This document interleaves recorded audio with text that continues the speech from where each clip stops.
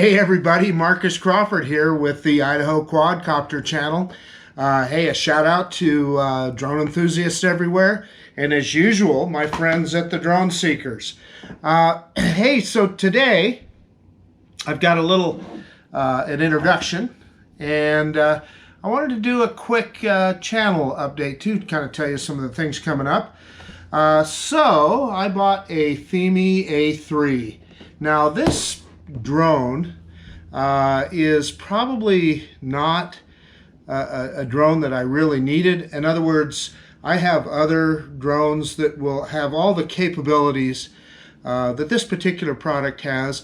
I guess I'll make an exception. It does have a built-in FPV screen on the remote. I don't have anything else like that, but the main reason that I bought this drone is because I wanted to show it to my audience, and it's a tremendous value.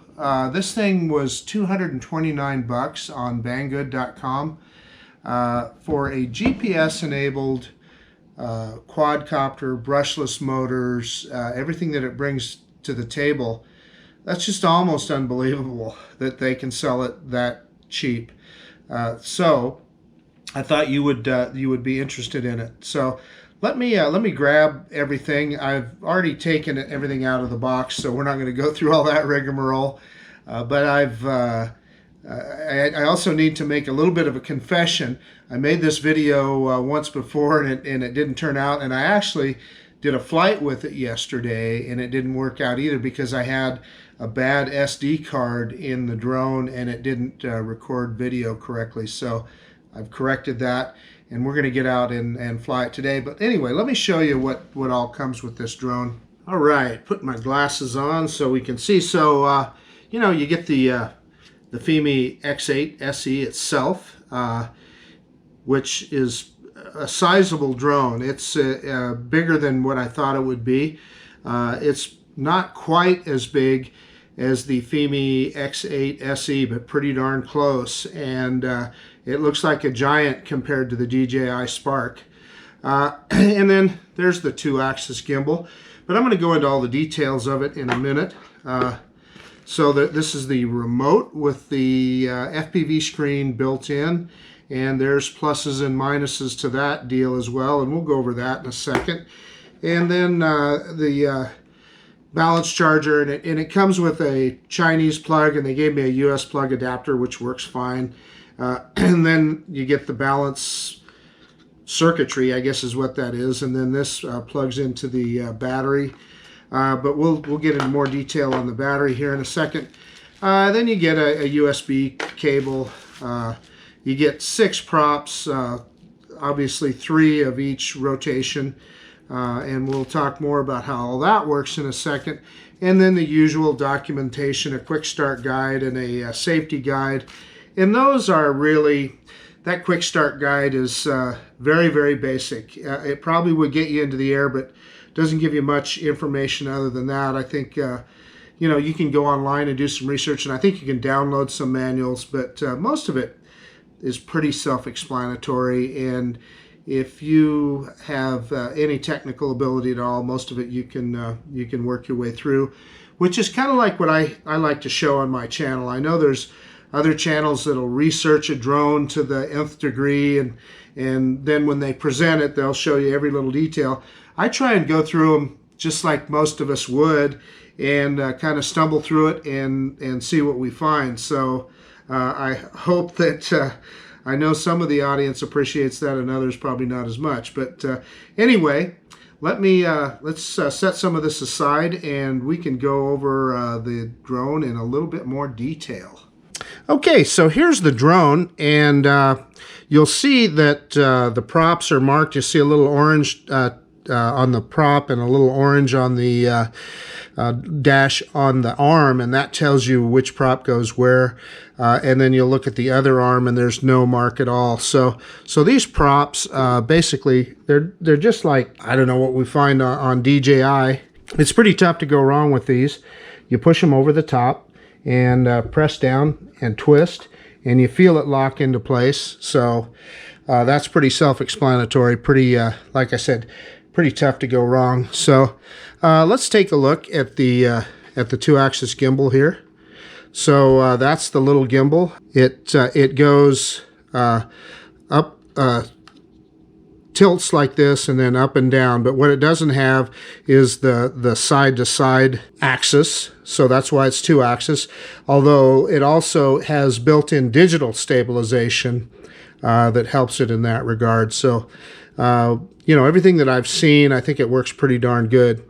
And so then there's some stuff to look at on the bottom here, and people have talked about this. This is the DIY port.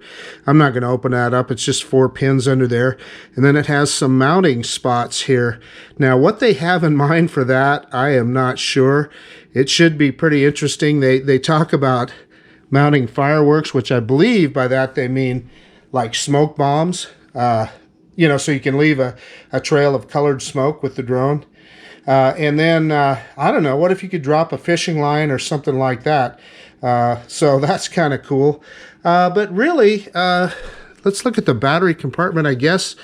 So the battery, just pull in both pins, pull it out, and you can see right here at the bottom is the SD card slot, and then there's a micro USB slot there too. I presume that is for firmware updates, I suppose.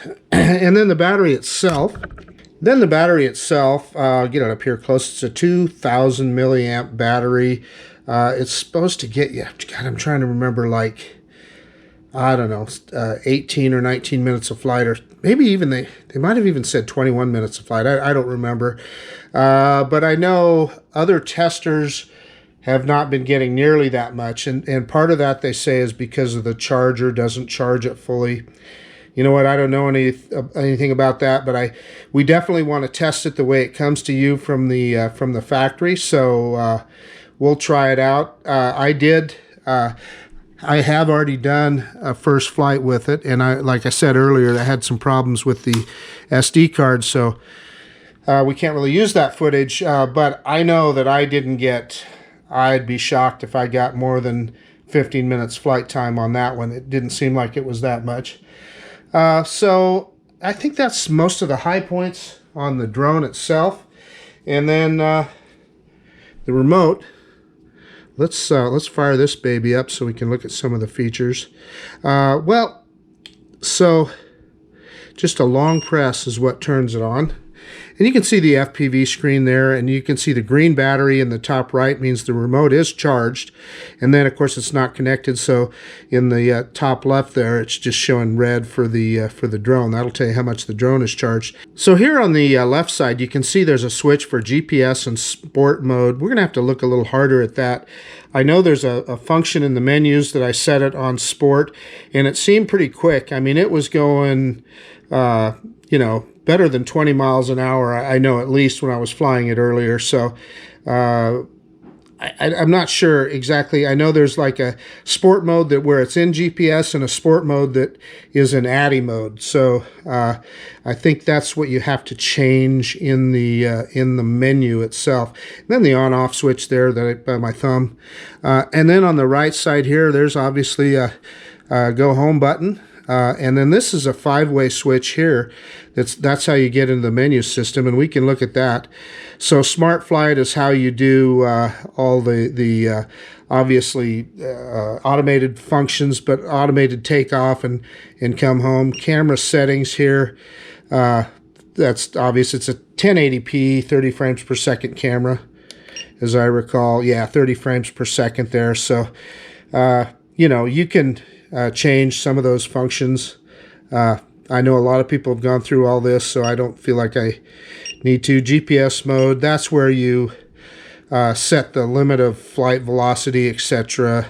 And I know I've gone faster than that, so I don't know. Return to home height, number of things there. Home point update, I suppose, if you wanted to update it. In other words, you were in a different spot from where you took off. Wireless channel, so you could change the channels. I wouldn't know what channel to set to go to, even if I, you know. So I'm not sure. For guys like me, I don't know if that is exactly channel settings you can see there. So yeah, I don't know. And then flight mode settings, I know that you can, yeah, you can put it into ADI mode. And you can see I've got sport mode on, and I've got the gimbal in normal mode. Let's see what that is. So yeah, FPV mode, which would be tilting and so forth. So I think you want to be in normal mode. Custom settings, what was that? Oh, that's where you can change the stick and what you do with the right dial. This dial is EV right now, but you can also use it for that DIY function that they talked about. And then calibration, that's where you, and I did all that, RC calibration, IMU calibration, etc., and compass calibration. So that's where you do all that. And RC pairing, I'm sure that's to pair the remote. And flight record, I haven't looked at that, so yeah. Anyway, system settings, language, date and time, unit. Yeah, so I guess we could change it from metric to imperial there. Auto shutdown, so it looks like it. I'm sure that means the camera, I presume. Screen auto off. Sound of buttons. Oh, there's all kinds of things there. Oh, and you can format the RCTF card. So that's the card that's inside the remote control here. You can record to that. Format external storage. Well, that's interesting to know where that's at. And FC reset. So, and then about, which is going to tell you all about it and where to check for updates. So, yeah, I guess, let's see, what else can I show you about the remote? So, you know, normal stick functions that everybody should be familiar with. Let's see, as soon as I make sure I get it right, this function is to start, either take a picture or to, if you long press it, it puts it into video mode, starts shooting video. And this one on the other side is the DIY button. So to be determined, whatever you're going to use that DIY port for. And then, of course, I guess, you know, you got the gimbal wheel on the left here and the EV wheel on the right. So I guess that's about it on this remote. Just kind of give you an idea of what's going on there. You know, it's different than what we're used to when we're using an app, but it's pretty straightforward. And you know, when I was flying it earlier, I didn't have a problem with it. You know, the only issue that I will say is that this FPV screen, I was in the shade and I could barely see it. So in the bright sunlight, you're just not going to be able to see what you're doing on this screen. But we'll talk more about that when we actually get into our flight with it. You know, we looked over the little Fimi A3, and just for fun of it, I got the Spark out here so we can kind of compare the size of the two. So here they are side by side. You know, you can see that the A3 is quite a lot larger than the Spark, so you know it's not going to be as portable. The Spark also has the usual DJI downward facing sensors and front obstacle avoidance sensors. Flight time, that remains to be determined. I suspect that the A3 is going to have a little more flight time than the Spark, but you know, if you're looking for portability, the Spark definitely has the advantage there. But they are both 1080p 2-axis gimbals, so that's why I thought it was worth looking at the comparison to the two. But as I said, I have already flown this one once, and I can tell you it flies really nice. It handled really great, was very stable. I always talk about, well, more about that when I do a flight video, but suffice it to say it's a very stable quad. Holds its spot in space very well. So as far as the channel and some updates going on with the channel, I've got some things going on in addition to the A3 here. So more channel news. I did order an FT Aviator joystick that will work with my DJI I know it'll work with my Mavic 2. I'm hoping that it'll work with my Phantom 4.